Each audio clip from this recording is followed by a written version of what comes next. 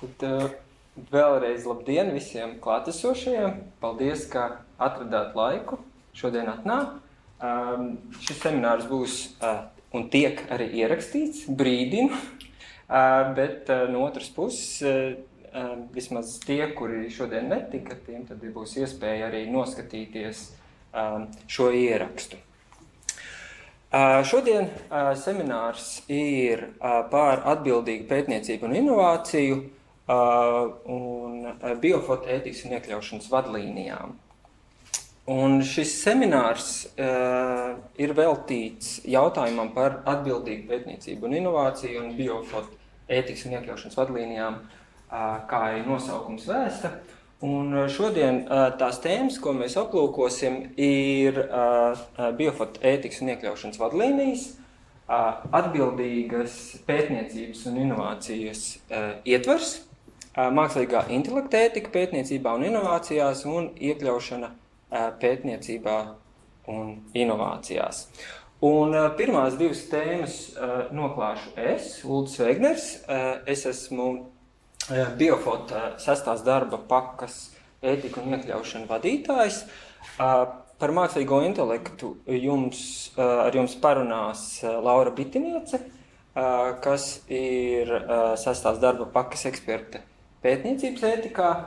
Un mēs noslēgsim semināru ar Diānas Kiščenko prezentāciju par iekļaušanu un dažādību, un viņa Biofot projektā ir eksperte iekļaušanā un dažādībā.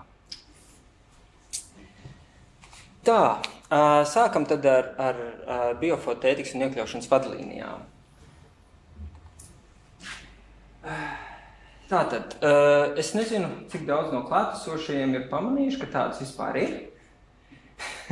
Tas droši vien ir pirmais jautājums. Tas tapa diezgan ilgi, bet pamatīgi, un ir tapušas un ir atrodams Biofoto mājaslapā.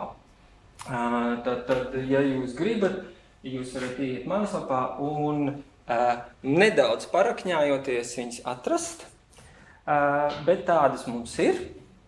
Un, protams, jautājums, kāpēc šādas vadlīnijas, jo šādas un citādas vadlīnijas jau kopumā ir, bet Biofoto platformā ir šis uzstādījums, ka tomēr visiem projektiem ir jāseko augstiem ētikas standartiem un ir jāveicina iekļaušana.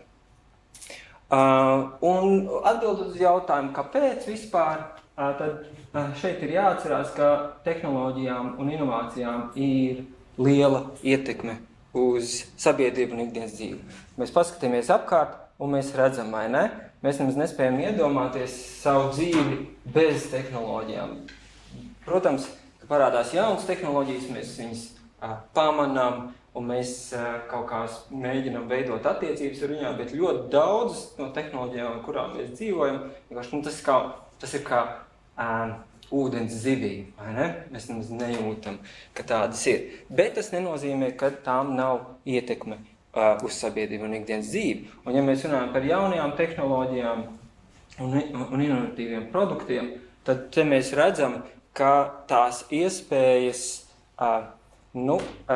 saraustīt mūsu ikdienu un mainīt sabiedrisko, teiksim tā, drēbi ir potenciāli ļoti liels. Un, ja mēs varam paskatīties kaut vai mākslīgo intelektu un mākslīgā intelekta risinājumu ietekmi uz sabiedrību, tad viss caur sabiedrībā mēs redzam, ka ir diezgan lielas izmaiņas, ko paredz šo te risinājumu ienākšanu tirgū. Un tātad jautājums ir par to, kāda ir pētnieku un inovatoru pienākumi un atbildība. Un līdz ar to tātad šis ir jautājums par to, vai tātad attīstot tehnoloģijas, attīstot inovācijas, mums ir pienākums būt atbildīgiem un nodrošināt augstākos ētikas un iekļaušanas standartus un, protams, ar visu tiesību aktu ievērošanu. Šīs vadlīnijas, ētikas un iekļaušanas vadlīnijas ir daļa no biofotu pamatvērtību un ētikas un iekļaušanas principu, kas izklāstīta biofotu ētikas un iekļaušanas stratēģijā īstenošanas plāna. Tātad ir vēl viens dokuments, kas ir biofotu ētikas un iekļaušanas stratēģija, un tur tātad šī vīzija ētikas un iekļaušanas jomā tiek postulēta tā, ka šī biofotu platforma ir jāskatās kā inovācija ekosistēma, kurai sabiedrība uzticas, un kas, radot jaunas tehnoloģijas, sniedz pozitīvu ieguldījumu sabiedrības aktuālo izaicinājumu risināšanu. Tātad nevis vienkārši radām produktus, nevis vienkārši radām jaunas tehnoloģijas vai materiālus vai pakalpojumus, bet to darām tādā veidā, kā sabiedrība mums uzticas, un mēs dodam reālu ieguldījumu, reālu sabiedrības sociālo izaicinājumu kontekstā. Un biofotu pamatvērtības, kā tās ir noteiktas ētikas un iekļaušanas stratēģijā, ir cilvēktiesības, drošība, veselība, labklājība, vide, inovācijās balstīta ekonomiskā izaugsme, ilgtspēja, integritāte, sadarbība, vienlīdzība un atbildīgums. Un tad šis ir tas konteksts, kādā arī tapa šīs vadlīnijas, un šo vadlīniju mērķis ir palīdzēt pētniecības un inovāciju projektu iesniedzējiem un īstenotājiem veikt ar projektu saistītās aktivitātes ētiskā un sabiedriski atbildīgā veidā un stiprināt sabiedrības uzticēšanos pētniecībai un tehnoloģiju inovāciju attīstībai. Kā mēs redzam, arī Latvijas kontekstā tas ir ļoti būtiski. Mēs kaut vai varam atcerēties Covid-19 un vakcināciju, un tātad mums var būt, ir risinājums tehnoloģiski, bet jautājums, vai tas tiks pieņemts no sabiedrības puses, un vai tas reāli varēs tikt īstenots. Tātad šeit ir ļoti svarīgi atcerēties to, ka tātad ir jārada tādi produkti, kurus tiešām sabiedrība pieņem un kam uzticās. Un līdz ar to tad šīs vadlīnijas palīdz projektu īstenotājiem un arī jau projektu iesniedzējiem, ka viņi domā par saviem projektiem, ko viņi vēlās iesniegt, lai tad būtu jau gatavi apsvērt šos ētiskās dimensijas un tās īstenot savos projektos. Šeit, runājot par vadlīnijām, ir arī dažas atrunas. Šīs vadlīnijas nav domāts kā pašpietiekams un izolēti lietojams dokuments. Tātad šis ir dokuments, kas palīdz pētniekiem un tehnoloģiju un inovāciju izstrādātājiem noorientēties un saprast, kas ir tie ētiskie jautājumi, kas ir tās ētiskās problēmas, kas var rasties projekta īstenošanas gaitā. Tāpat arī vadlīnijās izklāstītās ētiskās prasības nevienmēr ir vienkārši un automātiski īstenojams. Ir dažādi apsvērumi, kāpēc tas ir, bet tas viss nozīmē tas paredz to, kad gan institūcijām, gan arī projektu grupām ir aktīvi jāveido un jāuztur ētikas kultūra un domāšanas veids.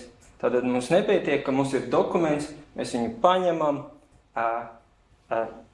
automātiski, kā saka, pieliekam kaut kur un viss ir kārtībā, jo bieži vien tās situācijas, ko rada pētījums vai inovācija projekts, var neatbilst kaut kādām konkrētām jau piegrieznēm. Un līdz ar to ir jāspēj pašam pētniekam un projektu īstenotājiem ir jāspēj, un grupai ir jāspēj tātad domāt ētiski patstāvīgi un reflektēt par to visu.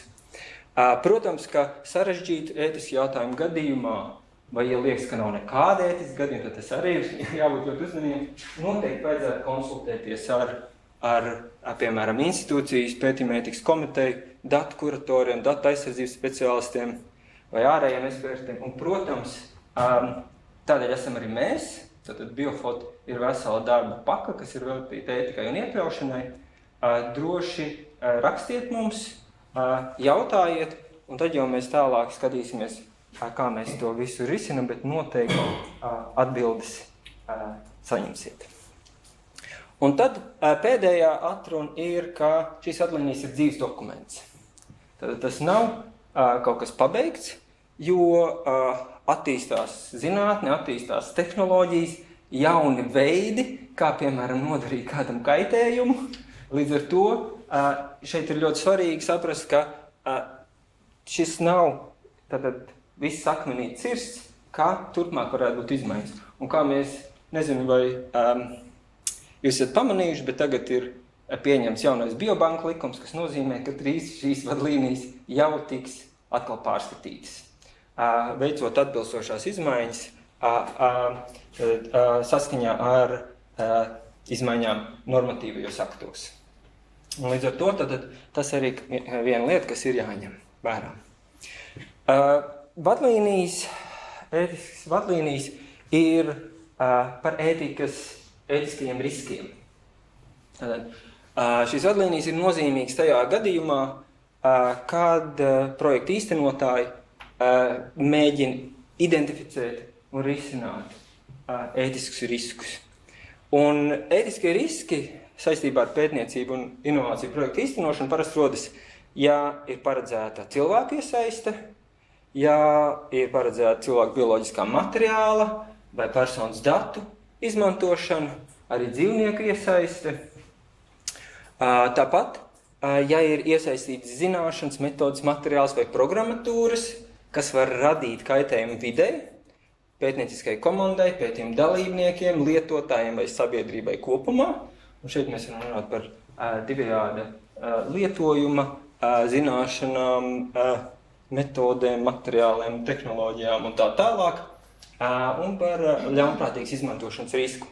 Jo pat tad, ja var būt labi nolūki projektu izstrādātājiem un šī projekta radītais produkts ir domāts pozitīvam pienesumam pasaulē un sabiedrībai, ir jāpadomā par to, kādu vēl viņi var izmantot. Ja es neesmu tik labs, kas tad notiek? Un līdz ar to par šo arī ir jāpadomā. Tad ja jums liekas, ka es jau tikai kaut kādu tehnoloģiju attīstu, ir jāpadomā par to, kurš viņu varētu izmantot un vai to varētu ļaunprātīgi izmantot. Un pēdējais ētiskie riski rodas arī vietās, kur ir apdraudēta pētnieku vai dalībnieku drošība. Ja tas ir arī īstenots valstīs, kur iztrūkst atbilstoši regulējumi vai ir ierobežotas spējas īstenot ētiskos standartus un vadlīnijas, tas tā saucamais ētiskais dempings, kad dažreiz, piemēram, uzņēmumi dodas veikt noteikti veidu kaut kādus pētījumus valstīs, kur šī ētiskā uzraudzība vai normatīvi akti nav tik stingri. Protams, es pieņemu, ka Latvijā mēs neesam, tad uz Latviju tas neatiecās, bet tas ir vēl viens veids, kā ētiskie riski var rasties. Tagad par pašām vadlīnijām, par vadlīniju struktūru. Vadlīnijas veido pamatā divas daļas. Pirmā daļa ir veltīta specifiskām ētisko apsvērumu jomām. Tad tas ir ētiskie apsvērumi par cilvēku iesaisti, par personas datiem un datu pārvaldību, cilvēku bioloģiskiem materiāliem, dzīvniekiem, vidi, kā arī mākslīgo intelektu. Un otrā daļa ir caurvīju tēmas, un tās ir tēmas, kas ir nozīmīgas visiem pētniecības un inovāciju projektiem, tādēļ, ka tās ir šīs horizontālās caurvīju tēmas, un tas ir jauno tehnoloģiju un inovāciju attīstība, ilgtspēja, pētniecības integritāte, un tad arī interešu konflikts, krāpšana, korupcija un lobēšana, un mēs nobeidzam, bet tas nenozīmē, ka tā ir mazāk svarīgā tēma ar dažādību un iekļaušanu. kā jau jūs redzat, esmu dažas no šīm tēmām iezīmējis. Esmu iezīmējis tādēļ, ka šīs iezīmētās tēmas ir tās, par kurām mēs šodien vairāk parunāsim.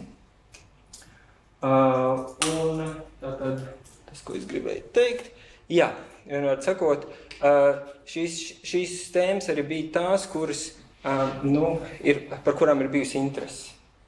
Un tādēļ arī mēs šīm vairāk šajā seminārā pievēršamies. Tātad, ja šī pirmā daļa varētu būt vairāk saistoša specifiskiem pētījumu projektiem, tātad grupām, kurām ir specifiski projekti, piemēram, ja ir paredzēta cilvēku iesaist, tad šī pirmās daļas sadaļa par cilvēkiem, tā ir tā, kas varētu būt nozīmīga, ar kur vajadzētu iepazīties un tā. Bet šī otrā daļa, tā ir nozīmīga visiem projektu iesniedzējiem un īstenotājiem, jo tātad ir vai nav cilvēki iesaistīti, ir vai nav iesaistīti personas dati vai bioloģiskais materiāls, cilvēku bioloģiskais materiāls, jebkurā gadījumā tātad šīs caurvīja tēmas ir nozīmīgas. Un īpaši, ja mēs skatāmies, tad gan runājot par pētniecības integritāti un ilgspēju, par dažādību un iekļaušanu, un arī tātad jauno tehnoloģiju un inovāciju attīstību. Es domāju, ka jāuzsver ir tieši arī šī jauno tehnoloģiju un inovāciju attīstība. Jo daudz, kas attiecās uz pētījumiem un pētniecības ētiku, bet šajā otrajā daļā mēs arī vairāk pievēršamies procesiem, kā mēs no pētījumiem un pētījumu rezultātiem nonākam pie inovācijām un noteikti produktu vai pakalpojumu palaišanu tirgū. Jo arī tur ētika nebeidzās ar pētījumiem. Tā, vienmēr sakot, ļoti īsi, kā lietot, noteikti ir vērts iepazīties ar ievadu.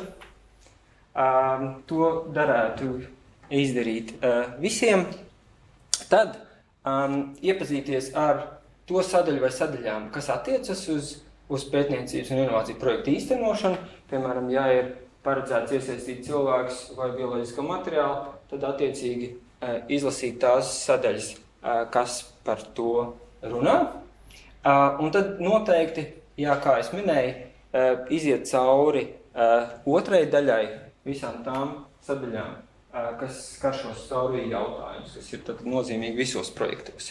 Vēl mēs esam iekļāvuši arī glosāriju, tātad nelielu glosāriju, kur mēs mēģinam skaidrot dažus izmantotos terminus, kas attiecās uz ētiku un iekļaušanu, kā arī esam iekļāvuši pielikumā nozīmīgus resursus, kas sniedz plašāku kontekstu un dod padziļinātu izpratni, kā arī praktiskāku informāciju.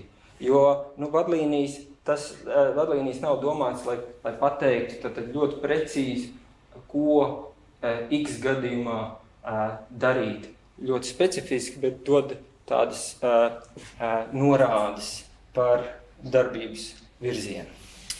Un noteikti, kā es minēju, neaizmirstiet par iespēju iegūt konsultāciju. Tad rakstiet mums uz ethics@biofot.lv. Un mēs mēģināsim palīdzēt, ja, piemēram, jūs kaut kādu jautājumu jūs nevarat iegūt atbildi, vai jūs gribat kaut ko precīzāku vai plašāku. Ar šo es arī noslēdzu šo savu pirmo daļu par ētikas un iekļaušanas vadlīnijām. Varbūt ir klātesošajiem kādi jautājumi? Viss ir skaidrs. Labi. Jā, bet noteikti aicinu iepazīties, un mēs, es domāju, vēl pastrādāsim arī pie mājaslapas, lai tā ētikas daļa un arī dokumenti varbūt būtu redzamāk un varbūt vieglāk atrodam, bet tas viss procesā. Labi, tad virzamies tālāk. Un nākamā lieta, nākamā tēma, par ko mēs šodien gribējām parunāt, ir atbildīgas pētniecības un inovācijas ietvars. Tad tas saistās ar tehnoloģiju, pētniecības un tehnoloģiju izstrādi un inovācijām. Tātad atbildīga pētniecība un inovācija, angliski tas saucās Responsible Research and Innovation, un šis termins ir veidojies kā atbilde uz izaicinājumiem, kas rodas attiecībās starp zinātni un sabiedrību. Tātad jautājums ir par zinātnes un zinātnē balstītu inovāciju ietekmi uz sabiedrību un atbildību sabiedrības priekšā. Tātad nevis vienkārši mēs kaut ko radam, jo mēs varam, bet mēs prasam, kāpēc mēs to radam, ko tas mums dod, ko tas dod sabiedrībai, vai sabiedrība iegūs no tā vai nē. Un tātad šie ir tie jautājumi, kas ir noveduši pie šīs atbildīgas pētniecības un inovācijas ietvara veidošanos. Šeit mēs varam paņemt arī kādu piemēru. Gadījumi ir daudz, kāpēc vispār kaut kas tāds ir vajadzīgs, kas pamato to, bet šeit mēs varam paņemt dažus piemērus. Es domāju, ka ļoti daudziem ir zināms šis gadījums ar Amazon mākslīgā intelekta rīku personāla atlasē. Tātad no 2014. gada Amazon izstrādāja eksperimentālu mašīnu mācīšanās rīku CV izvērtēšanai, lai automatizētu talantīgāko kandidātu atrašanu personāla atlasē. Tātad šajā gadījumā mēs aizstājam cilvēku un ļoti ātri un nosacīti efektīvi varam tātad sagrupēt kandidātus, vai ne?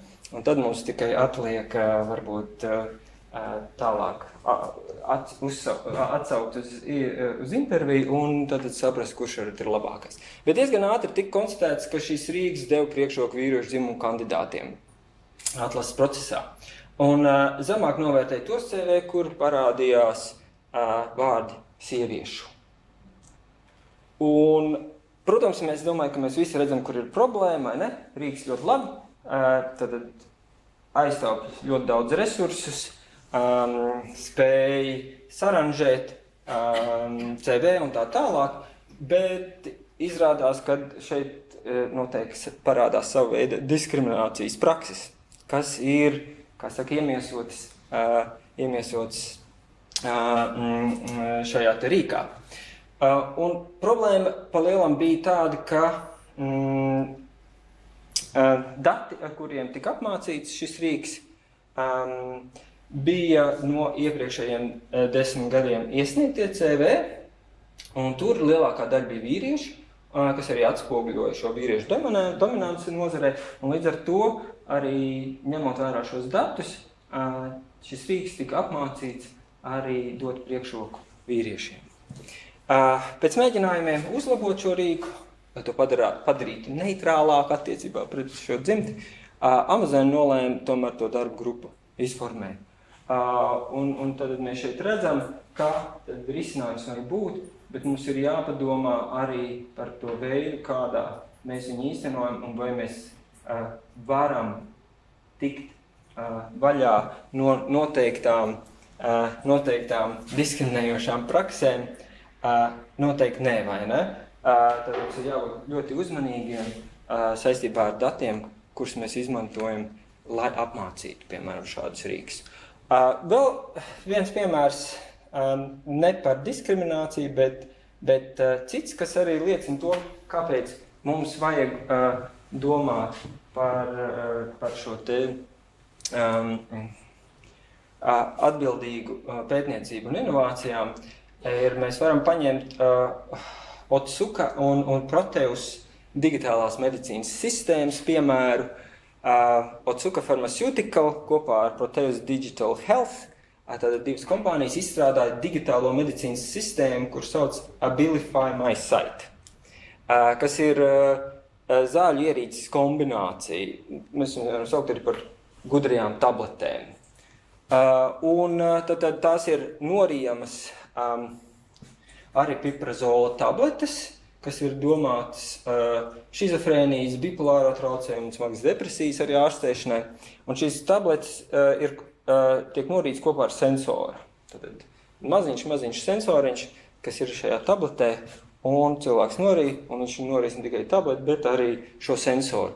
Un tad ir vēl tāds valkājums plāksters, kur pieliek pie ķermeni, un viņš uztver šos signālus no šī sensora, un tad dod ziņu, ka tableta ir norīta, tad informē par šo faktu. Un tas tālāk, šīs plāksteris tālāk nodod ziņu uz vietālu un lietotnei, un arī nosūt uz portāliem, kur ir principā pieeja arī ārstiem un aprūpētājiem.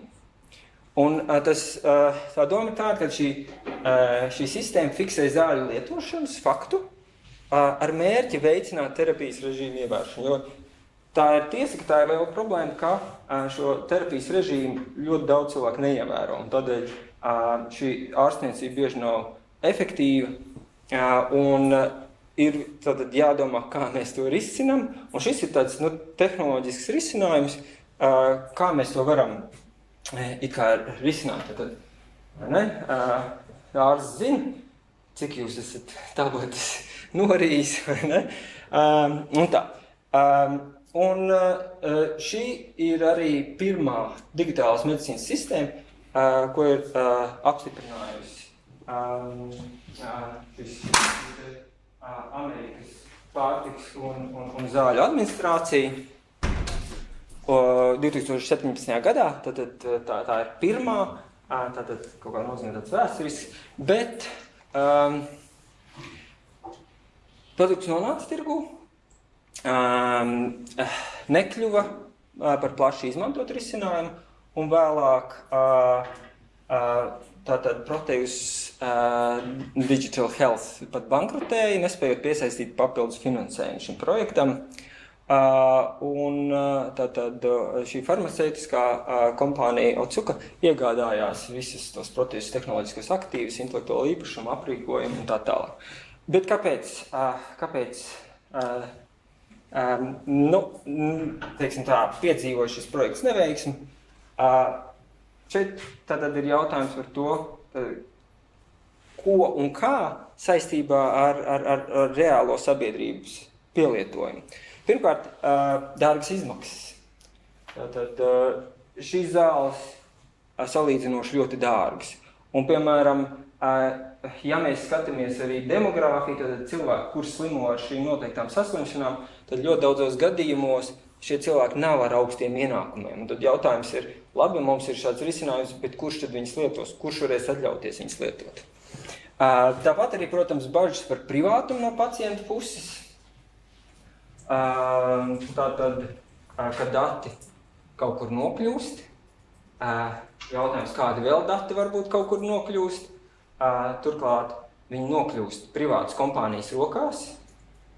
Un tad, ja mēs iedomājamies, ja tad cilvēki, kuriem ir noteikti mentālās saslimšanas, ka viņi varētu arī būt īpaši piesardzīgi. Un līdz ar to tad šīs bažas arī ietekmē to, kāpēc šis produkts nebija ļoti veiksmīgs. Tāpat arī ietekme uz pacienta autonomiju. Tātad viss šis jautājums par pacientu uzraudzību un piespiešanu, arī šis kļuva aktuāls, vai ne, jo šie dati nav tikai pacientam, bet, piemēram, pieejami arī aprūpētājiem, un tad šis jautājums, vai ne, tad kaut kā, tad tagad mani visu laiku kontrolēs, uzraudzīs, un tad jautājums, kas notiek ar šo pacientu autonomiju.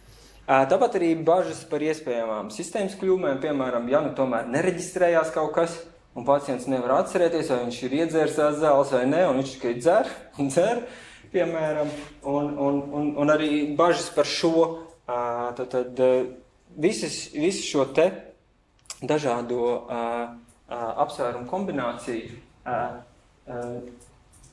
parādīt to, ka, lai arī uz papīra viss izskatās ļoti labi, un tas mērķis ir veicināt tad pacienta pieturēšanos un šim terapijas režīmam, tad tomēr mēs redzam, ka reālajā situācijā nevienmēr tas tā var darboties, ja šis produkts nav līdz galam izdomāts arī no šīm te sociālās un kultūras un tā tālāk puses.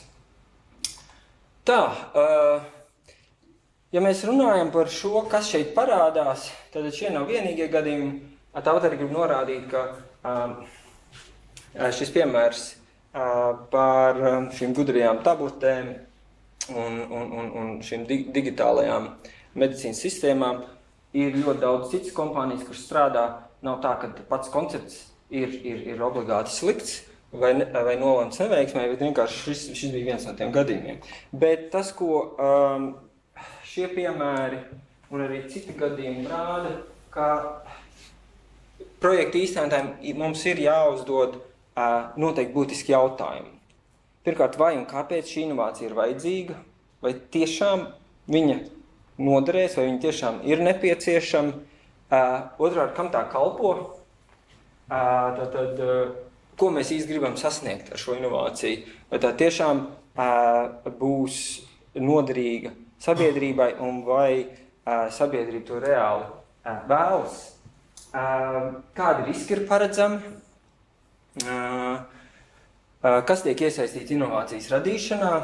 Tātad šeit mums ir jāprasa, ka nav runa tikai par projekta šo te grupu kodolu, bet par dažādām iesaistītajām pusēm. Tad jautājums ir, vai visas puses ir iesaistīts. Jo gal galā, tad, ja ir runa par to, ka mēs radām produktu sabiedrībai, tad mums ir jāsaprot, vai mēs saprotam, ko ta sabiedrība grib, un kādas ir tās sabiedrības un dažādo sabiedrības grupu vajadzības. Tāpat arī, kam ir pieejama inovācija, jo nevienmēr, ja ir mums produkts vai kāds produkts vai noteikts pakalpojums, vai visi no tā iegūs. Varbūt ir tikai kaut kāda noteikta grupa, kur to iegūs, kurai būs iegūms, pārējiem nē. Un vai arī projekts spēj pielāgoties sabiedrības vajadzībām.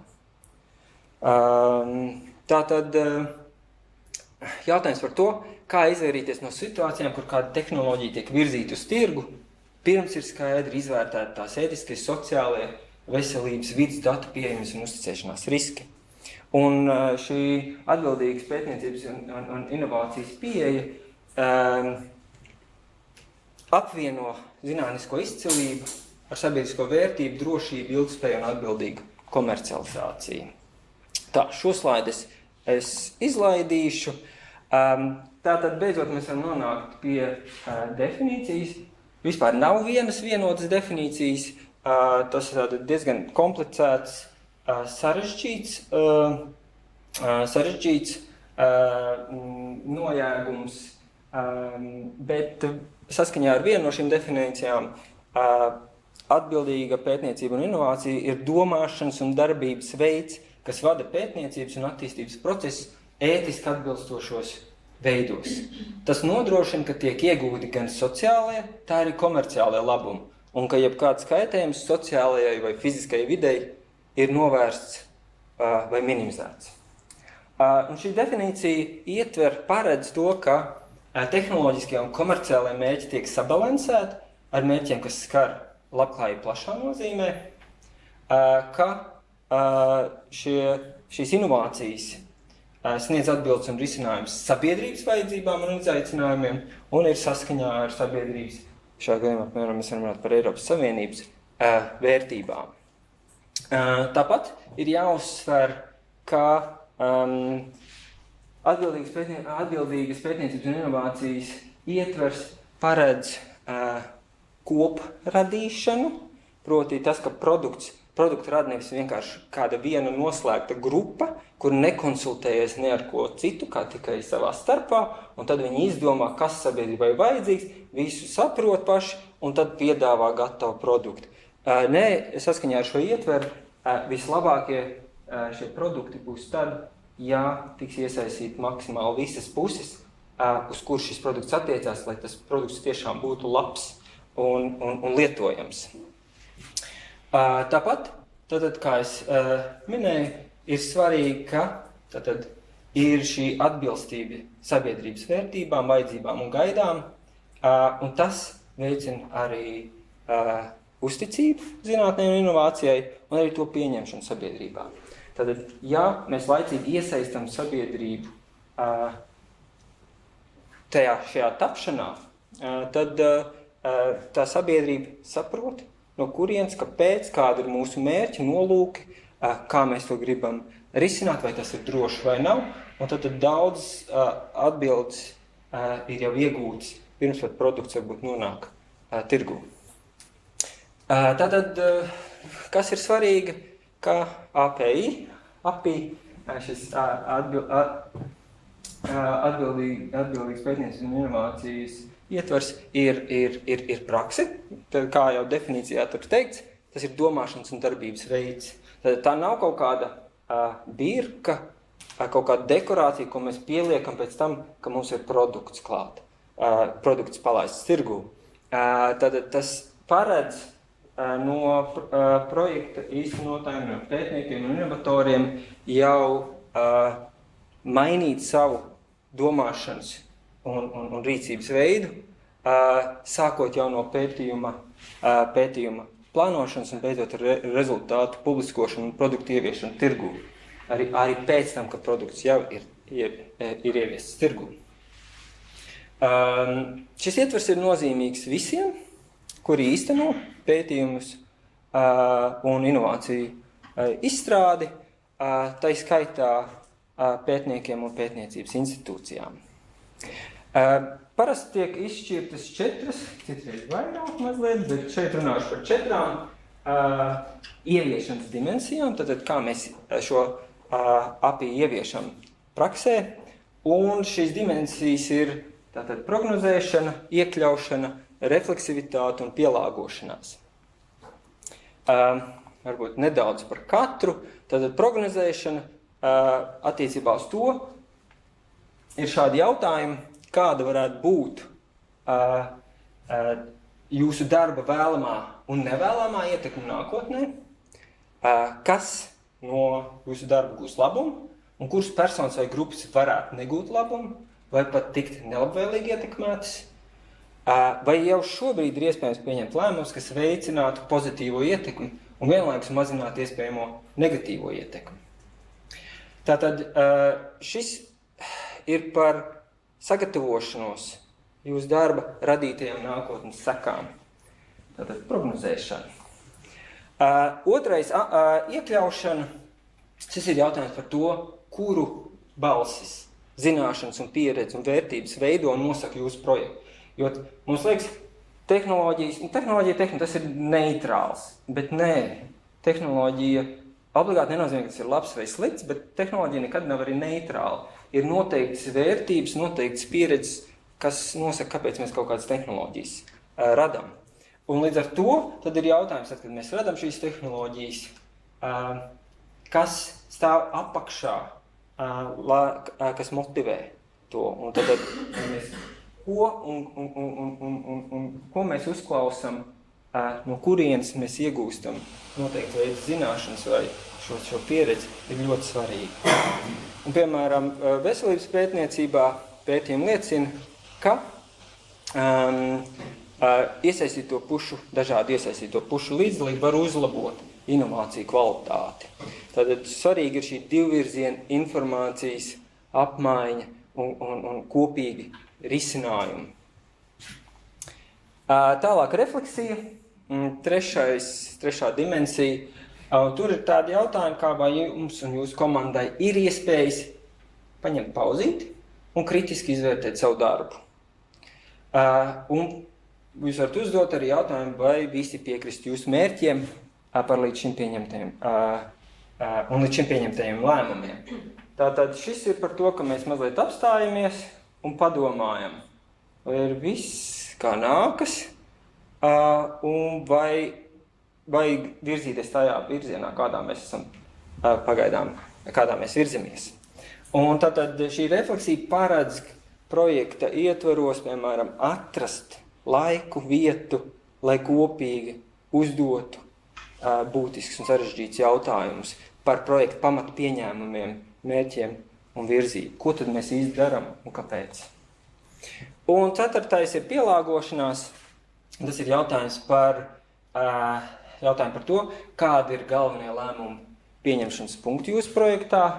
Tātad, kas ir tie punkti projekta grafikā, kad jūs pieņemat tos lēmumus, un vai pastāv iespējas mainīt projektu virzienu, ja tas kļūst nepieciešams.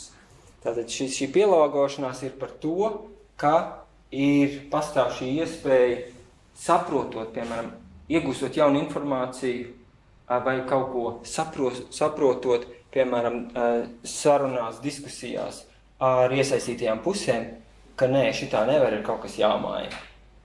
Tad šī spēja pielāgoties arī ir kaut kas tāds, ko API paredz. Tā, arī atkal jānorāda, ka šo dimensiju īstenošana projektā nevar būt automātiska. Tā ir jāpielāgo aktuālajām lokālajām, sociālajām, vides un etiskajām problēmām, kas saistītas ar projektu, kā arī tehnoloģiju gatavības līmenim. Jo augstāks tehnoloģiju gatavības līmenis, jo nopietnāk un padziļinātāk šo dimensiju īstenošanu. Tāpat, kā es minēju, šis ietvers ir jāuzsver kā integrēta, centrāla projekta daļa un ir jāizstrādā tandēmā. Nevis tā, ka mums no sākuma izdomājam, ok, mums ir šis tāds tehnoloģisks risinājums, bet mēs jau paralēli un kopā ar to domājam, kam tas būs vajadzīgs, vai tur nebūs kaut kādas negatīvas sekas un tā tālāk. Tāpat arī tas paredz noteikti resursu atvēlēšanu šīm API aktivitātēm, jo acīm redzot, tad, lai mēs to adekvāti īstenot, ir nepieciešams laiks, darbs, ekspertīze un, protams, arī finansējums. Un tad jautājums ir, vai, piemēram, jūsu projektu īstenošanā ir atvēlēt kādu resursi, lai vispār šo visu izdarītu. Tā, mans laiks ir cauri, bet es ātri iziešu vēl cauri dažiem pamatelementiem, kas ir izriet un ir saistīti ar šīm 4 praksē ieviešanas dimensijām. Un tātad viens ir iesaiste, kas paredz visu sabiedrības dalībnieku iesaisti un līdzdalību pētniecības un inovāciju procesos. Otrais ir dzimuma līdztiesība, nepieciešamība integrēt dzimumu dimensiju pētniecības un inovāciju kontekstā. Tad trešais ir zinātnes izglītība, kas ir sabiedrības informēšana un zinātnes iekļaušana izglītības programmās, lai veicinātu kvalitatīvu sabiedrības dalībnieku iesaisti un dialogu. Jo, kā mēs arī zinām, ja sabiedrība neko nesaprot no zinātnes, viņai ir grūti varbūt pastāstīt un pārliecināt, ka mums šo vajag un ka šis viss ir labi. Tāpat atvērtās zinātnes principu ievērošana, tādā veidā, lai veicinātu zinātnisko rezultātu izmantošanu un atkārtot izmantošanu un inovāciju attīstību, ētika, pārvaldību arī, tātad, kas ir par pārvaldību un rīcības politikas izstrādi, kas apvieno visus pamatelementus un veicina iekļaujošu un ilgspējīgu zinātni un inovācijas sabiedrībai kopā ar sabiedrību. Un pēdējais ir vide, prasība domāt arī par vides aizsardzību un ilgspēju. Un tad nobeigumā es vēl gribēju pateikt, ka ir arī tikuši izstrādāt dažādi rīki, kuri daudz konkrētāk ļauj saprast visas šīs dimensijas un saprast, kam ir jāpievērš uzmanība. Un viens no tiem ir Responsible Innovations Compass projekts, kurš ticis finansēts no apvārsnes, apvārsnes 2020 ietvaros, un viņiem mājaslapā tur ir bezsaistē iespējams tāds pašvērtējuma, pašpārbaudes rīks, un noteikti ir vērts ieskatīties, jo tur ir ļoti detalizēti tad uzdot šie te jautājumi un tas ļauj saprast, kas ir vajadzīgs, lai tiešām varētu īstenot projektus atbildīgā veidā. Labi, un šeit man bija paredzēts iziet nedaudz cauri, bet šo es atstāšu citai reizei. Labi, paldies, vai ir kādi jautājumi par šo daļu?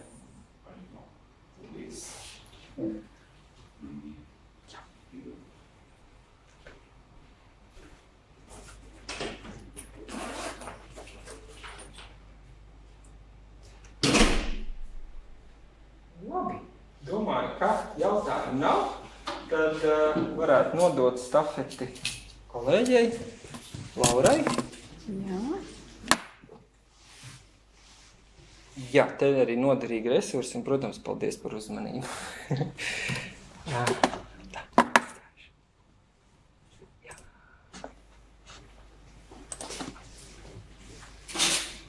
Jā, labdien, esmu Laura.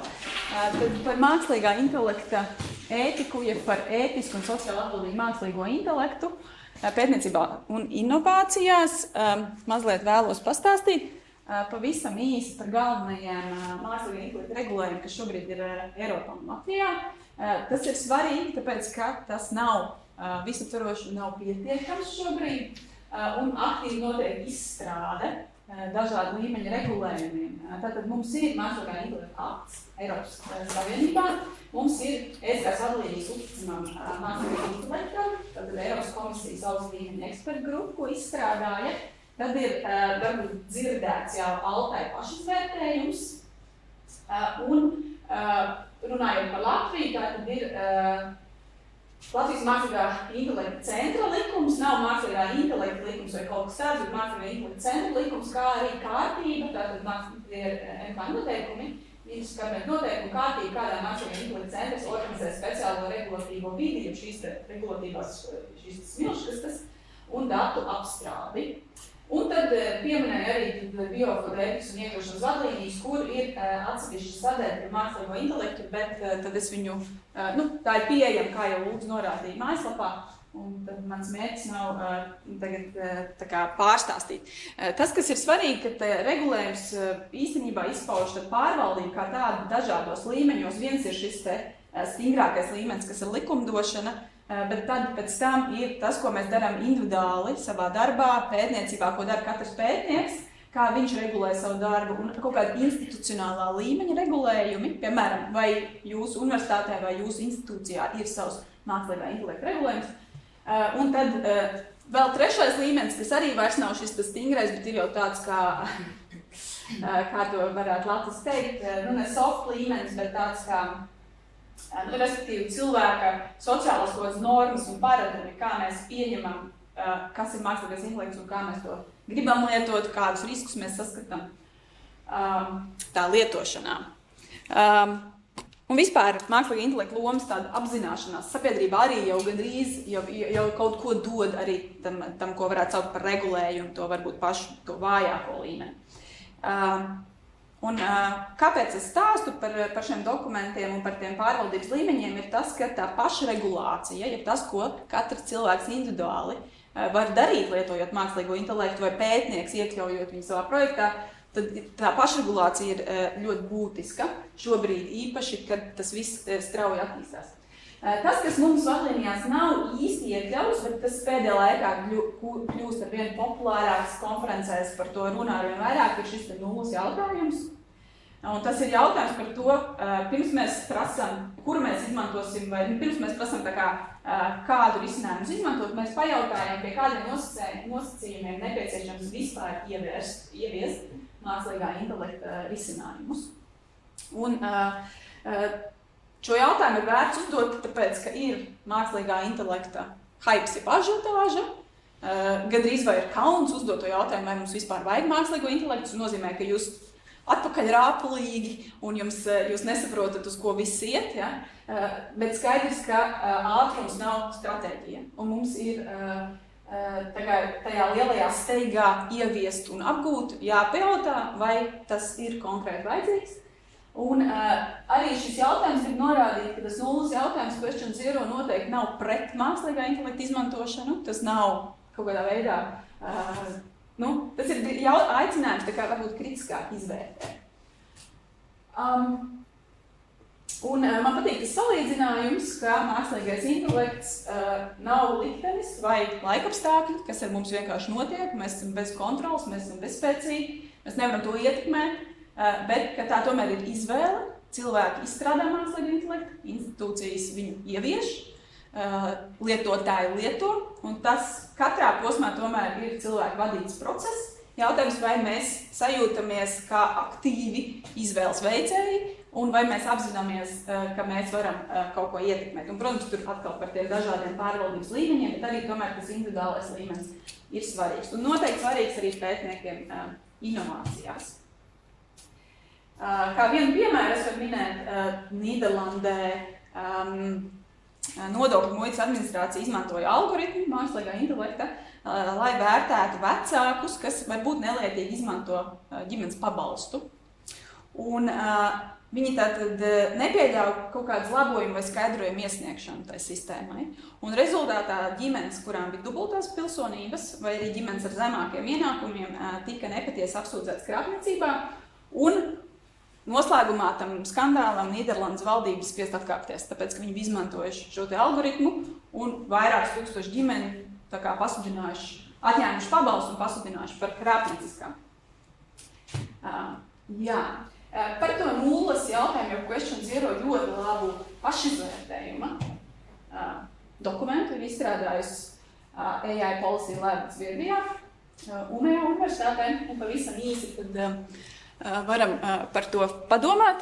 Tad pirms mēs domājam, ka mums ir jāattīsta mākslīgā intelekta risinājums vai jāievieš, varam atbildēt uz dažiem jautājumiem. Pirmais ir, kāpēc mēs plānojam ieviest mākslīgā intelekta sistēmu, kādu problēmu mūsu organizācija vai mūsu projekts centīsies risināt to ieviešot, un kādas ir pieejamās alternatīvas. Varbūt, piemēram, šajā Nīderlandes gadījumā, viņi varēja izmantot citu sistēmu, kas nav tik sarežģīta, bet kurā viņi ātrāk būtu atpazinuši, ka algoritmā ir kļūda. Varbūt ir citas tehnoloģijas, kas nav mākslīgais intelekts, varbūt tomēr cilvēku darbs var arī to paveikt. Tādā veidā mēs it kā atrisinātu iespējams kaut kādus riskus. Tad ir jautājums par kurš. Tātad iesaistītās puses un iekļaušana. Kuras no iesaistītajām pusēm, jau kā tagad viss saka stakeholderi, kuri stakeholderi tātad iegūtu un kādā veidā, ja viņi izmantotu mākslīgo intelektu sistēmu, kuras iesaistītās puses potenciāli varētu piedzīvot dažādus riskus un kaitējumus, ja mēs ieviestu šo sistēmu, un kādi riski tie būtu. Un vai mākslīgā intelekta sistēma visām iesaistītajām pusēm piedāvā vienlīdzīgi iespēju izstāties. Tātad, un tās iesaistītās puses, tātad mums ir jāsaprot, iekšējie lietotāji, tie ir ārējie lietotāji, tiešie lietotāji, netiešie lietotāji, pastarpināti, ka viņus ietekmē šī sistēma. Un arī runājot par riskiem, tātad finansiālie riski, privātuma riski, diskriminācijas riski, darba, ja nodarbinātības riski, kad cilvēks zaudē darbu, arī kāda algoritmu dēļ. Tālāk jautājums par kā, tātad ieviešana un pārvaldība, kā jūs plānojat uzraudzīt un analizēt savas jaunās sistēmas vai sistēmas, ko jūs grasaties lietot rezultātus un sniegumu, un kā jūs nodrošināsiet savas organizācijas vai, piemēram, savu projektu klientu datu drošību vai iesaistīto pušu drošību.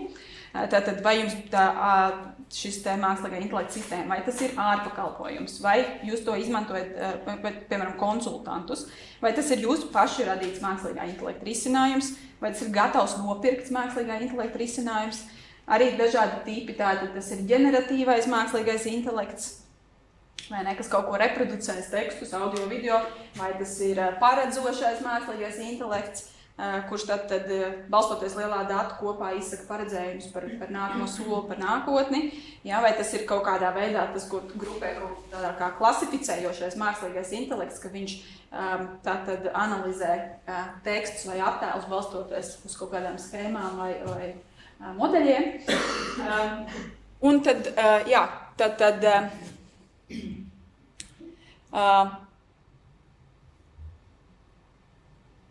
jā, un kā arī ieviešana un pārvaldība vēl par tiem riskiem, tātad arī tā skaitā, kā jūs domājat pasargāt trauksmes cēlājus tajā sistēmā, ja kāds pamanīs, ka sistēma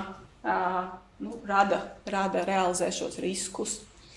Tātad par sistēmas tipu es jau aizlecu pāri laikam, tātad kādu sistēmas tipu plānojat ieviest un kā tieši šī tipa izvēle sadara ar to specifisko problēmu, ko jūs centīsieties risināt. Un visbeidzot, tātad, kur infrastruktūra un kontrole, tātad no kurienes nāk šie dati, ar kuriem jūs trenēsiet mākslīgo intelektu vai jūs izmantojat savu projektā, kā tas tiek trenēts, kur glabāsies šie dati un pati sistēma, un kur atrodas sistēmas nodrošinātājs. Tas droši vien tad ir jautājums parasti, kā tiek norādīts ir cilvēkiem, IT cilvēkiem jūsu komandā. Tātad, vai tā ir kaut kāda iekšējā datu glabāšana, vai tas atradīsies kaut kur mākonī, vai tas atradīsies Eiropas Savienībā vai ārpus Eiropas Savienības, piemēram, arī būtisks jautājums. Tad no tā nulles jautājuma vai question zero, domājot par inovāciju,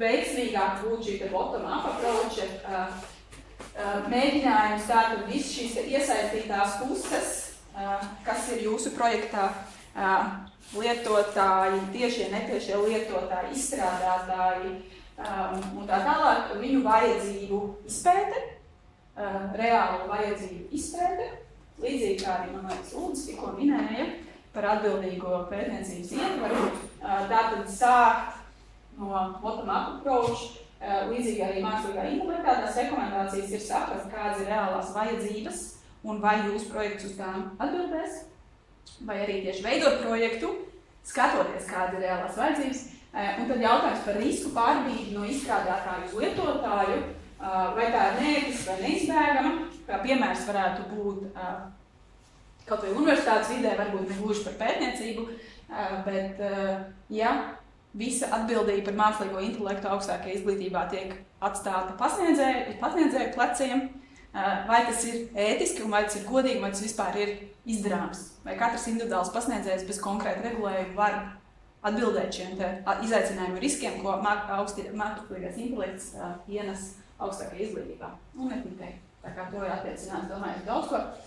Un tad vēl arī jautājums, kas iegūs no mākslīgā intelekta, ja jūs to ieviešat, un kas tiks atstāts aiz muguras, kuri tiks atstāti aiz muguras, vai kuri tieši neiegūs vai zaudēs, piemēram, darbu, kaut kāds finansiāls iegūmus, veselības aprūpē, kādi būs viņa zaudējumi, ja viņi nespēs, piemēram, izmantot attiecīgi salīdzinot ar citiem.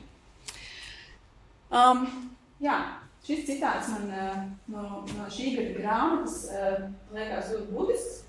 Tad mākslīgais intelekts kļūst par tukšu apzīmētāju, līdzīgi kā digitalizācija. Tas ir apzināts vairs triks, lai viens saglabātu kontroli, bet pārējie justos bezspēcīgi.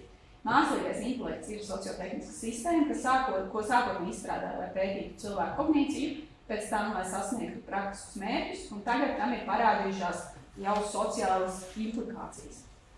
Un tās implikācijas atkal vēl viens piemērs ir šie saucamie algoritmiskie karteļi, piemēram, tirdzniecībā, kad vairāki lielie tirgotāji jau saskaņo savus algoritmus, un viņi reāli laikā var saskaņot un mainīt cenas, un ļoti grūti izsekot līdzi, kā viņi to dara. Šos te karteļus vēl grūtāk atpazīt un pieķert, un tādā veidā viņi vēl vairāk var manipulēt ar tirgu, ar katru mazo patērētāju, kurš pat neapzinās, ka tāda manipulācijas ar cenām ir notiek. Līdz ar to jau sabiedrība, viss tas sociālais kopums tiek ietekmēts mākslīgā intelekta neētiskas pielietošanas rezultātā.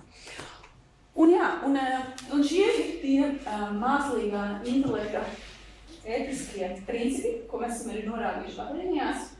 Un, lai es, kā jau minēju, nestāstītu vēlreiz, kas ir vadlīnijās, es katram atvedu vienu piemēru, un tad varbūt caur tiem piemēriem varam izrunāt. Tātad cilvēka rīcības spēja un pāraudzība, tad tas piemēri ir neskaitām, vienkārši neskaitām daudz, un ja viņus meklē, tur nāk jauni visu laiku, bet es dažādus izmantoju no dažādiem gadiem. Tad, piemēram, cilvēka rīcības spēja un pāraudzība ir par Uber taksistiem, Tātad vairāk kā 1000 darbinieki tika atlaisti, izmantojot algoritmu, jo algoritms uzrādīja, ka viņi krāpjās savā darbā.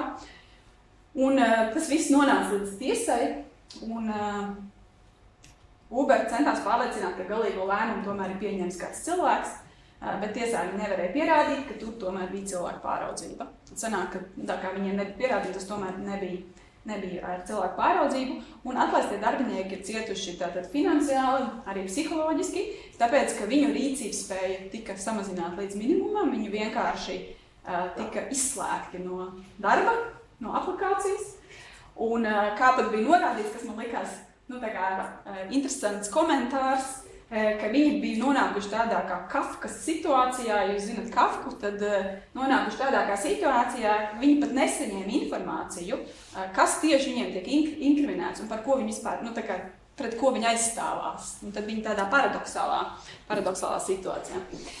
Tad par tehnisko noturību un drošumu, tad droši vien viens piemērs ļoti spilgts ir par Tesla pašvadītu self-driving pašvadošām automašīnām, kuras viņi ļoti reklamē šobrīd, notiek daudz testu, bet ir ārkārtīgi liels incidentu avāriju skaits. Un, ka tā sistēma tomēr nav noturīga pret reālās vidas dažādām situācijām, neprecīzi nolasa datus, sabrauc kaķus, suņus, viņi neatpazīst, ja ir apstājies autobus un no viņa kāpj ārā cilvēki tajā brīdī, neatpazīst tādas situācijas. Bija daudz gadījumi, ka viņa nebremzē pirms sadursmes, gadījumi, ka viņi pārsniedz ātrumu ļoti daudz, neievēro atļauto braukšanas ātrumu. Tā kā, lai gan Ilons Masks ir norādījis, ka viņa mērķis ir tāda, lai cilvēks varētu text and drive, tātad vienlaikus rakstīt un braukt, bet tas tad ļoti tālu vēl no realitātes, jo tad šī tehniskā noturība un drošums neīstenojās. Privātums un datu pārvaldība, tas ir ļoti sens piemērs, droši vien esat dzirdējis par Cambridge Analytica, kur izmantoja Facebook aptuveni miljoniem, laikam 10 miljonu cilvēku datus no Facebook, lai pēc tam tātad bez informētas piekrišanas tos politiski varētu profilēt un tā kā mērķēt reklāmu viņiem, lai ietekmētu vēlēšanu rezultātus. Viens piemērs man ir caurskatāmībā, izskaidrojumiem un dažādību nediskriminēšanu. Un taisnīgums ir viens piemērs, man liekas ļoti spilgts. Tas ir par ASV tiesu sistēmā. ASV tiesu sistēmā izmantots riska novērtēšanas algoritms, kas saucas Kompas. Tātad, lai palīdzētu lemt par drošības līdzekļiem un sodu noteikšanu. Un tātad izmeklēšana atklāja, ka algoritmu darbība bija komerc noslēpums, līdz ar to ne apsūdzētie, ne arī tiesas pilnībā nesaprata, kā tika pieņemt vērtējumi, tāpēc, ka tas bija komerc noslēpums. Un lēmumu pieņemšanas process nebija pietiekami izskaidrojams un caurskatāms, un personas nevarēja efektīvi apstrīdēt algoritmu secinājumus. Atklājās, ka Kompas šī sistēma diskriminē pēc rases, tātad kuriem cilvēkiem ir lielāka iespēja, ja viņi ir cietumā, ka viņiem būs recidīvs, un ja viņus izlaidīs no cietuma, viņi varētu vēlreiz pastrādāt noziegumu. Tātad tā sistēma diskriminē pēc rases.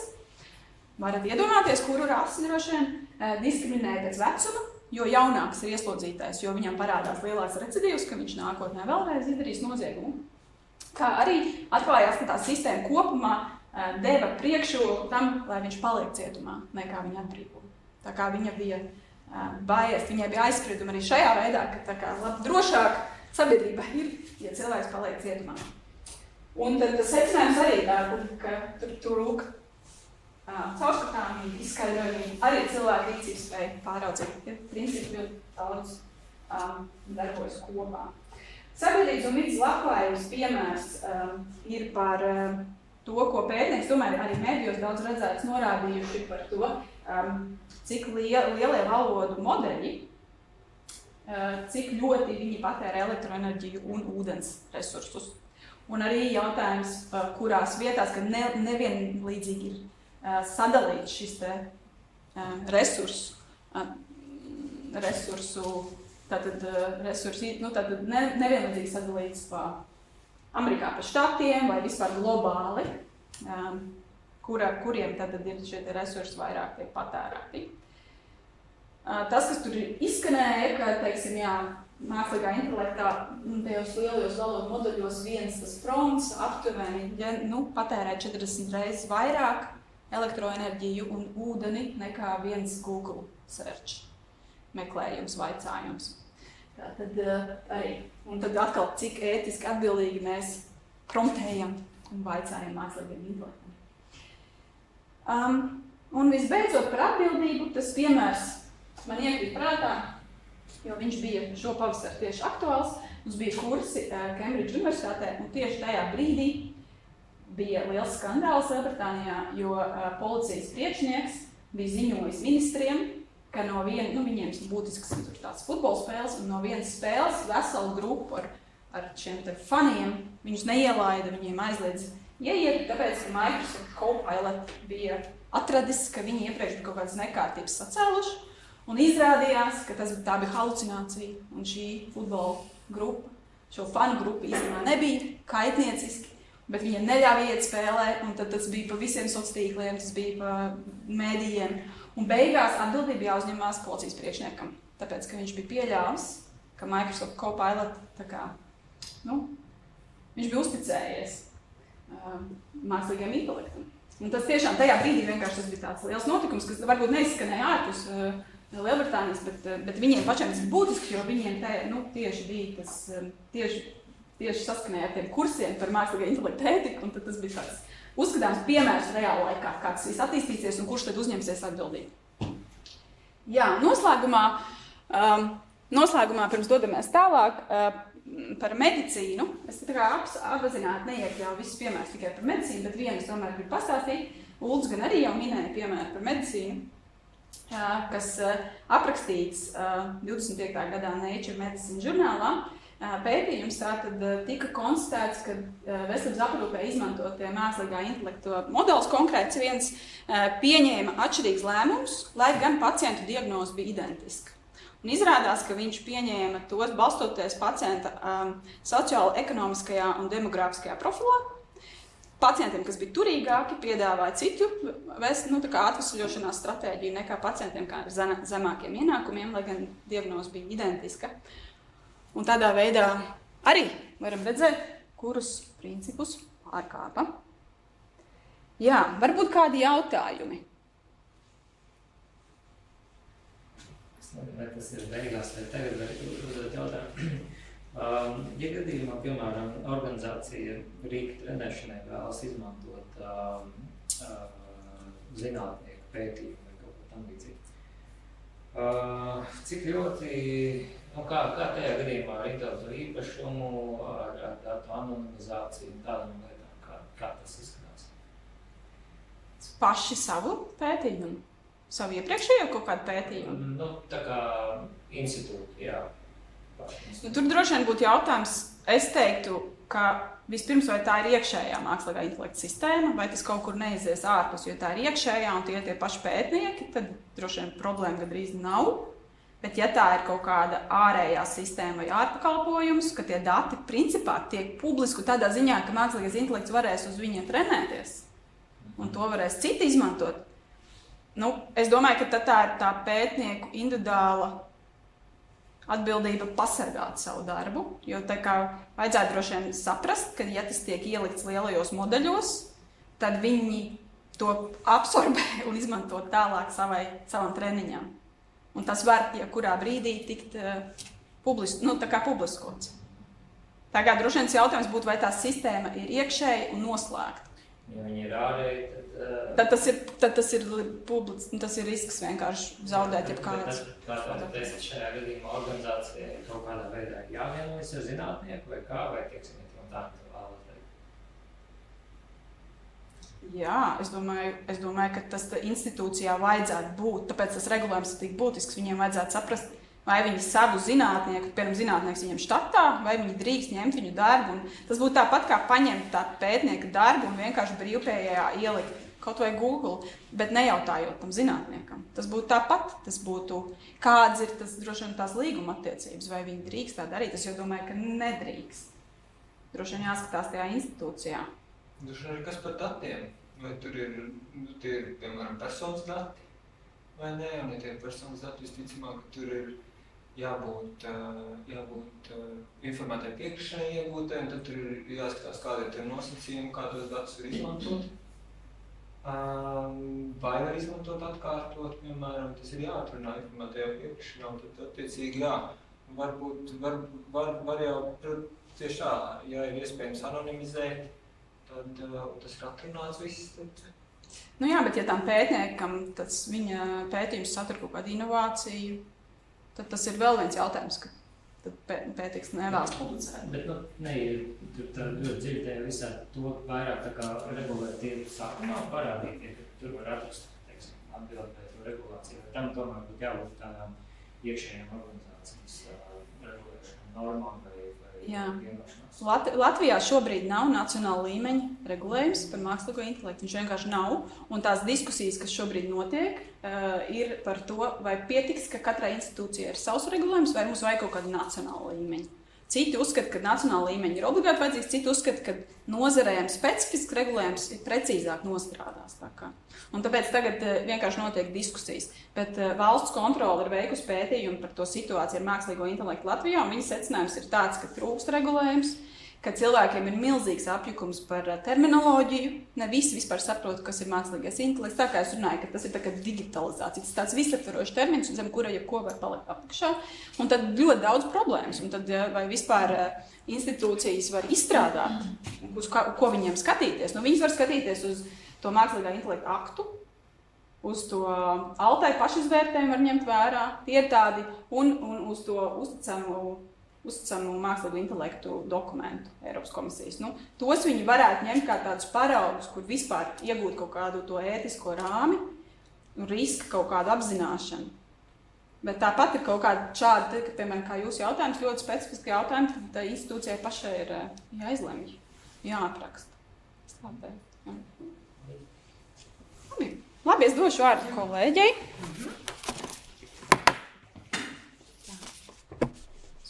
Jā, es nofrīzēšu. Paldies tā.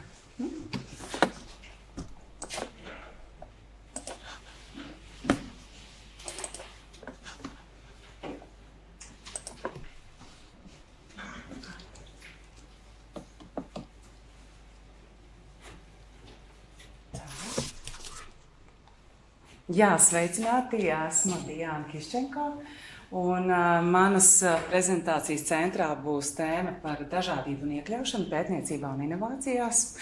Un šodien prezentāciju esmu veidojusi tādos četrās sadaļās. Pirmkārt, kāpēc vispār svarīgi runāt par dažādību un iekļaušanu pētniecībā un inovācijās.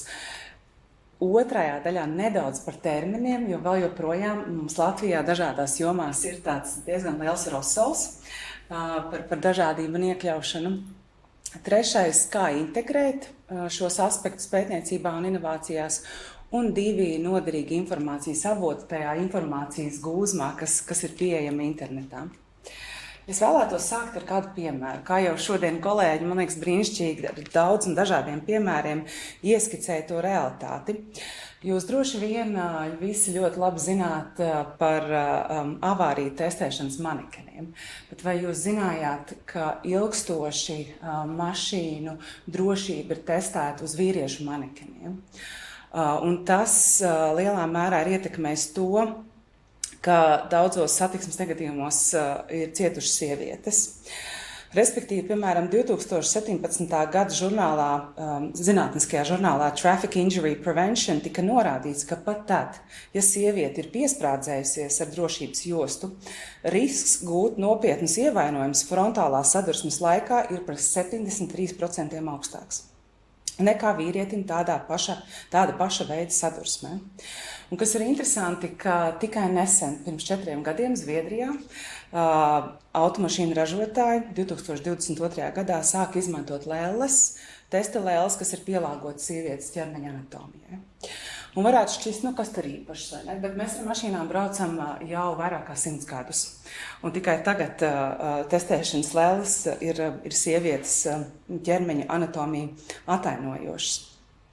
Šis piemērs mums parāda to, ka neņemot vērā to, cik mēs esam dažādi kā cilvēki, pat šķietami it kā neitrālos tehnoloģiskos un drošības risinājumos var tikt radīta sistēmiska nevienlīdzība, kas potenciāli apdraud pat cilvēku dzīvības.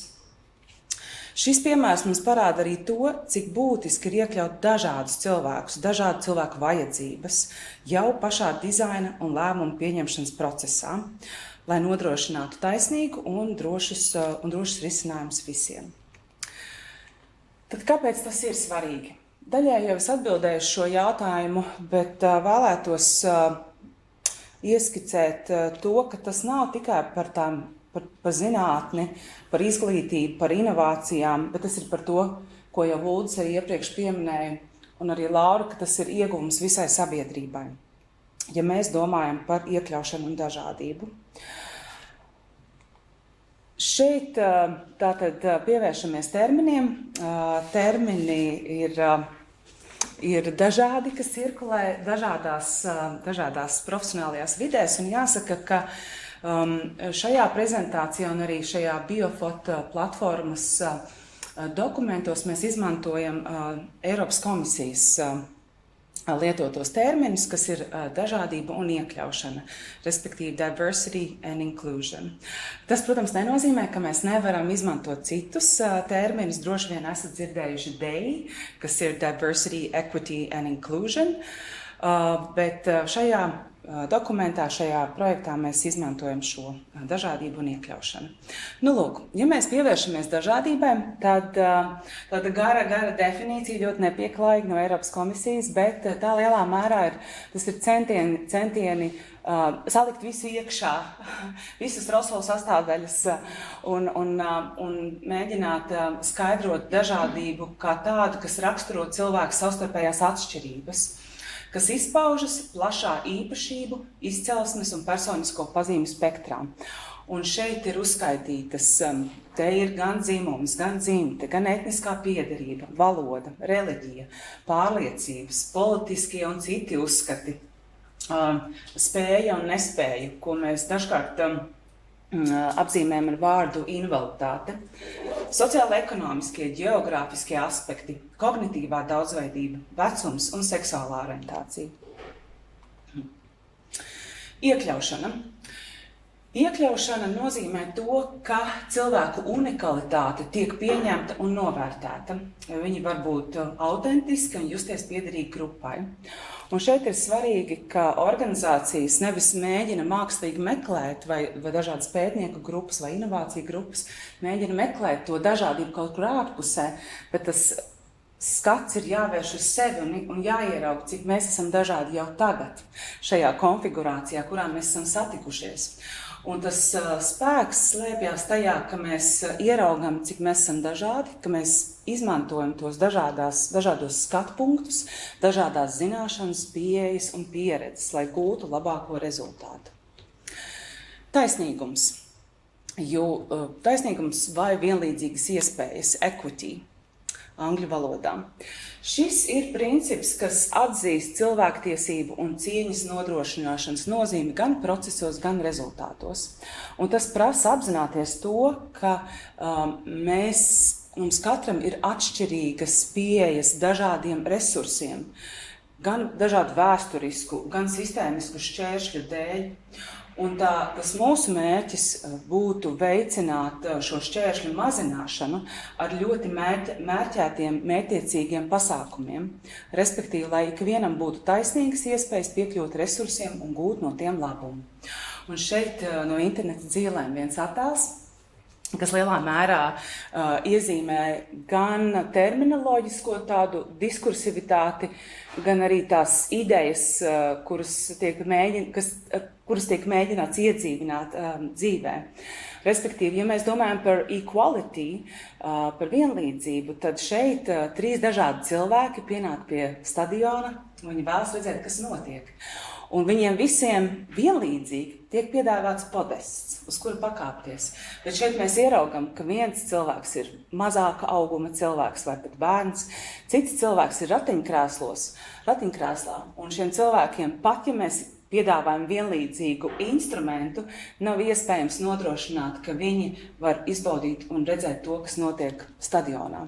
Un tieši tāpēc arvien vairāk tiek runāts par equity, par vienlīdzīgas iespēju nodrošināšanu, par taisnīgumu, respektīvi, ka mēs ņemam vērā katra cilvēka dažādas spējas vai nespējas, ierobežojumus un daudzus citus aspektus. Respektīvi, kā šajā attēlā mēs piedāvājam cilvēkam, kurš ir īsāks, 2 pakāpienus, un cilvēkam, kurš ir ratiņkrēslos, uzbrauktuvi ar iespēju vērot stadionā notiekošo. Kā tad integrēt dažādību un iekļaušanu pētniecībā un inovācijās? Šeit es vēlos atsaukties uz Kanādas pētniekiem, kas ir ļoti interesanti, ja mēs daudzās jomās redzam tādu, kā Laura arī teica, tādu top-down pieeju, kur kāds no augšas mums pasaka universitātes vadību, pasaka parlamentā nobalso par kādiem likumprojektiem, vai Eiropas komisija saka, kā mums lietas ir jādara. Tad šis ir piemērs, kā Kanādas pētnieki paši, un tur ir komandā bijuši gan no biomedicīnas nozares, dabazinātņu pētnieki, datorzinātņu pētnieki. Viņi paši ir radījuši, pirmkārt, zinātnisku rakstu, bet otrkārt arī tādu kabatas ceļvedi, kurā viņi ir identificējuši tās jomas, par kurām ir vērts domāt, domājot par dažādību un iekļaušanu. Un šīs jomas es mēģināju iztulkot un nedaudz arī vēlos jums izskaidrot, ko viņi ir izdomājuši. Tātad 6 tādi pieturas punkti. Pirmais - komandas veidošana. Ir jāsaprot to, ka dažādība un iekļaušana nav jautājums tikai par gala patērētāju, tad, kad mēs radām pētījumus vai inovācijas. Mums ir jāvērš tas skats pašiem arī uz sevi un to, kā mēs darām lietas. Un šeit komandas veidošanā, piemēram, ir jautājums par taisnīgu atlasi. Kā mēs atrodam cilvēkus, kas mums ir nepieciešami? Kur mēs izplatām sludinājumus? Vai tur, kur mēs izplatām, kas ir tie cilvēki, kuri saņem šo sludinājumu. Otrais - iekļaušana komandās. Tas ir par to, ja mēs satiekamies un mēs kopā strādājam, tad kā mēs strādājam, kā mēs iekļaujam viens otru, ieklausāmies, kā mēs veidojam neformālas tikšanās, kā mēs varbūt dažkārt esam dzirdējusi, ka ir pētnieku komandas, kas veido savas pētnieku grupas dienas grāmatas, kurās viņi reflektē par to, kā viņi jūtas, kā viņiem šeit iet. Trešais - pētījuma dizains. Šis lielā mērā ir atsauce uz to pirmo piemēru par testa lēlēm. Tad, kad veidojam gan pētījumam, gan inovācijām, tas ir tas svarīgais jautājums, par kuram pieskārās arī kolēģi, par to, kas ir tie cilvēki, kurus mēs iekļaujam un kurus mēs izkļaujam. Pasēdēt un padomāt, manuprāt, tas, ko kolēģi teica, vai mums ir vispār telpa un laiks par to domāt un ieklausīties. Kas ir tās grupas, kas tiek pārstāvētas un kuras nē. 4. - komunikācija. Kā mēs stāstam par saviem pētījumiem, par savām inovācijām, kā mēs iesaistam dažādas cilvēku grupas. Šeit ir tādi konkrēti piemēri, piemēram, par alt tekstu izmantošanu savās prezentācijās, ko es neesmu pat izmantojusi, par subtitriem, ja ir video, domāt par dažādām auditorijām, kā mēs ar tām sarunājamies. 5. - līderība.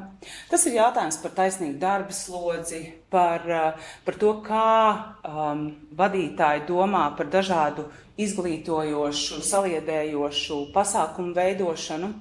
Un 6.